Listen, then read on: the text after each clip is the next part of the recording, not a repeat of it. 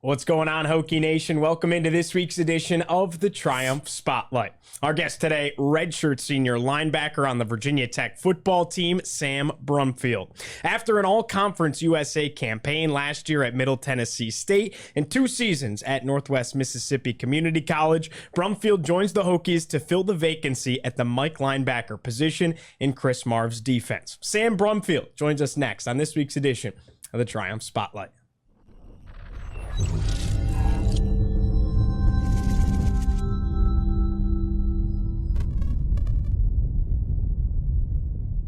As always, Hokies fans, today's show is brought to you by none other than Triumph NIL. Triumph is a unique and experienced sports marketing agency specializing in building custom name, image, and likeness partnerships for student athletes. NIL is working here at Virginia Tech, and Triumph NIL is a big reason as to why. Visit triumphnil.com to learn more, to subscribe, and support the Hokies in NIL. I think some introductions are in order. I'm your host, Giovanni Heater. Joined alongside Raza Umarani. He's making his first appearance here on the TSL set, so welcome. Jack Brizendine, behind the scenes, our producer today. And then, of course, Sam Brumfield, our guy, is on set. Sam, thanks so much for joining us, man. How have your first couple of months on campus here at Virginia Tech been? Man, it's been a pretty big adjustment considering I'm 10 hours from home. I'm originally from Mississippi, but so far I've loved it here. I've gotten to know the guys really well on the football team, and it's just been really fun. What is it that you love about Blacksburg early on in your time here? Man, it gives you that that hometown feeling. It's not too big. It's just right, and I fit that pretty well. Awesome. So walk us through your recruiting process. After last season ends, you enter the portal. How did you wind up at Virginia Tech? Okay, so my head coach at Middle Tennessee, he was fired, and it was kind of a roller coaster. So I had a lot of people like in my ear telling me that, if I was to hit the portal, I could definitely go somewhere big, and that I had a pretty productive year at Middle Tennessee. So they just wanted me to take my talents to where I can, go somewhere and elevate them. And so I decided to hit the portal with the help of my family and my coaches at Middle Tennessee. I decided to hit the portal. What other schools were involved in your recruiting process, and why Virginia Tech at the end of the day? So I was stuck between Virginia Tech, Pitt, and I want to say probably Southern Miss. Okay.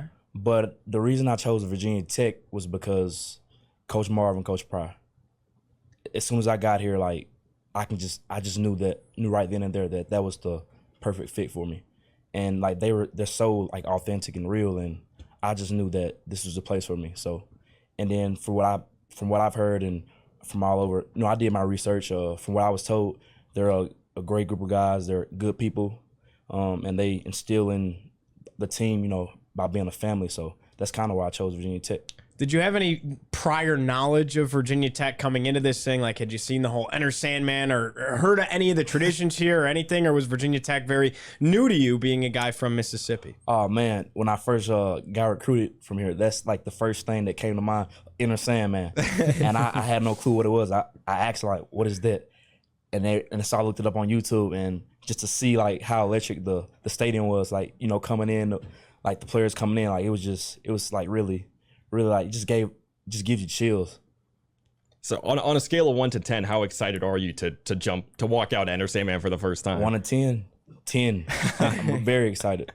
All right. Well, the mic is obviously such an important position in Coach Marv's defense. When you were being recruited here, how hard did they sell the Mike linebacker position and you to fill that role? Yeah, that, like I said, whenever they first started recruiting me, they were honest and straight up, and they said that the Mike linebacker was an immediate need. So that was kind of what I was looking for in during my recruitment process. What schools, what did they really need? So they continued to sell it like that they really needed a Mike linebacker. So like I said, that's really why I came here, because they're in big of a need for it. It was kind of a crazy couple of days, as it always is, near that signing day period. It was over Christmas break. Many of us were at home. I remember being at the gym and all this news just blowing up. You're committing. And then Kamari Copeland's committing, and Aeneas Peebles, and the list goes on and on of these new Hokie additions out of the portal. What was that couple of days like for you as you just see these studs around you being added to the roster as well? Honestly, that was just a plus for me. Obviously, it's good to have a good group of guys that are just as talented, if not talented. being able to play with them, obviously they were coming from bigger schools. Nia's coming from Duke. Kamari, big time JUCO player. I'm from JUCO. I know what it's like, so I definitely could relate to all of them. If we could flip the script here, go from football to personal life, your bio on your page on Virginia Tech Athletics said you have a very strong relationship with your family. It also mentioned that you have a fraternal twin in your sister Samaya. What's that relationship like? Oh man, once I came to college, like our relationship, it didn't necessarily like fall, but like I don't really get that much to talk to her, but that's my backbone. Like that's my twin. I can talk to her about anything. She's I was born first, obviously. She keeps me in contact. She's been with me every step of the way since I've been playing football. So she's my best friend. You mentioned Kamari Copeland, also a JUCO product, as you are yourself.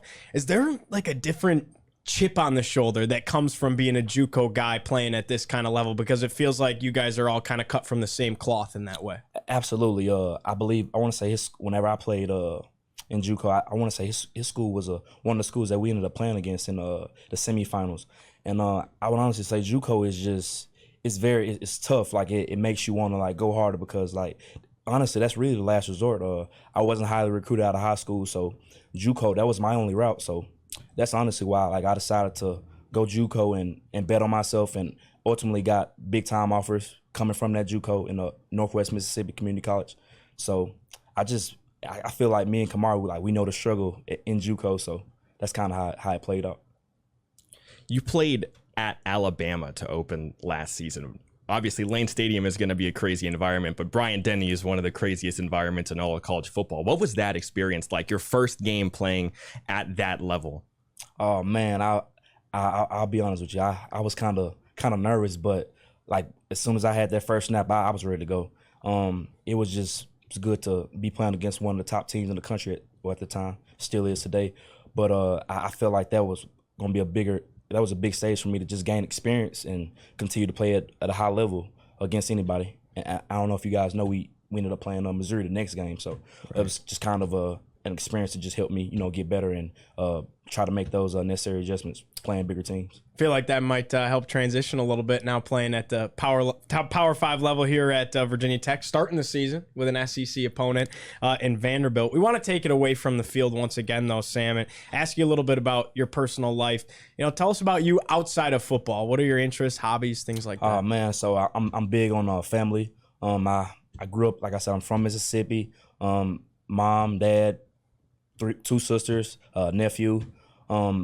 I'm big on faith, my walk with God. That's been a big thing for me. That's honestly why I'm here, because without him, nothing is possible. But I love working out. I love to fish. I'm a country boy, so I enjoy being outdoors and just hanging out with my friends and stuff, all that kind of stuff. So that's pretty. What you see is what you get. So yes, sir. And since you've gotten to Blacksburg, what has this relationship with Triumph NIL been like, and what kind of opportunities have been presented to you since you've gotten here? Yes, sir. Obviously, they've offered so many great opportunities for me. I want to say 2 weeks ago, I was able to go to a charity event for the American Heart Association, and it was crazy, man. I was able to meet so many people that that were experiencing heart disorders or whatever, but. Yeah, man. And then obviously gotten to know Mitch really well, and he's helped me, try to figure out what can I do to build my platform and have an impact on the community. Well, shout out to Mitch Gerber there on the air. Very cool. All right, we ready for a speed round, gentlemen? Yes, sir. Some more lighthearted, fun questions for you here. I'll get us going. Pre-game playlist. You mentioned you're a country boy, and actually, last week when we had Kamari in here, he said he starts his game day by listening to country. Do you do the same? What's your pre-game playlist looking like? I need something a little bit more high pitched. I need something that's not necessarily rock, but probably rap. Something that's really loud and get me going. Any specific artists on there? Not really. I'm not really picky. Okay. I listen to anything. Sweet. Well, yes, sir. Kamari was actually pretty well versed. He has a whole game plan, right? He starts with country and then gets into rap and then gets into heavy metal. So, I mean, if he's on aux in the locker room before a game, be ready to get the whole spectrum from him. Absolutely. And then when you're in the game, what's your go-to uniform combo for Virginia Tech? Wow. looking at the pictures whenever, like, during my recruitment process, I was really digging that maroon and like white. Okay. So that'll probably be one of my favorite combos, maroon and white. You like the maroon tops and the white pants, or the white tops? Maroon top, pants? white pants. Nice. Yes, That is. sir. They do a lot of winning in those. Yeah, so. that's the most important quintessential. factor. Yeah, that's right? the quintessential. No doubt about it. No doubt about it. Well, did you grow up playing NCAA football, the video game, at all? Now, obviously, new news, huge news. It's actually taken, kind of the sport by storm. The fact that the new game's coming out, you can be playing as yourself this summer. Absolutely.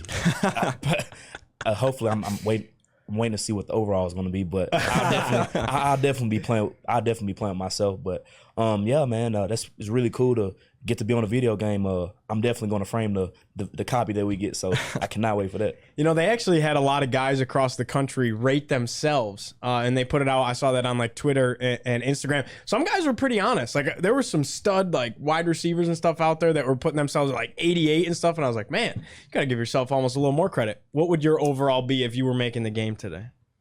Well, considering I have so much like room for improvement, especially being at a bigger stage, I give myself I want to say between a 70 and an 80.